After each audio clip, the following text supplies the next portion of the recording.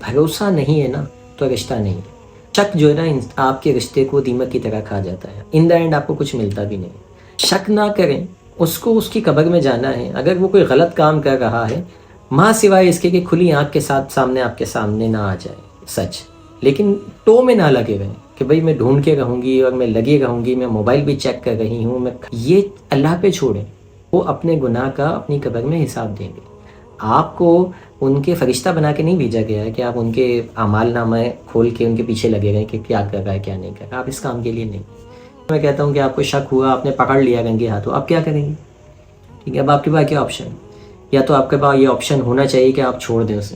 ٹھیک ہے، کیونکہ ایک بد کردار آدمی کے ساتھ تو نہیں رہنا چاہیے نا، اس کو تو چھوڑ دینا چاہیے. پھر وہ بعد میں بولتے ہیں نہیں میں چھوڑ بھی نہیں سکتی، میرے پاس کوئی آپشن بھی نہیں ہے. ٹھیک ہے، اب لاکھوں خواتین ایسے ہیں جن کے پاس کوئی آپشن نہیں ہے، ان کے پاس پیچھے کوئی سہارا نہیں ہے. تو کیوں اپنی زندگی حلقان میں ڈالتے ہیں؟ کیوں پریشان ہوتے ہیں؟ اللہ پہ چھوڑیں.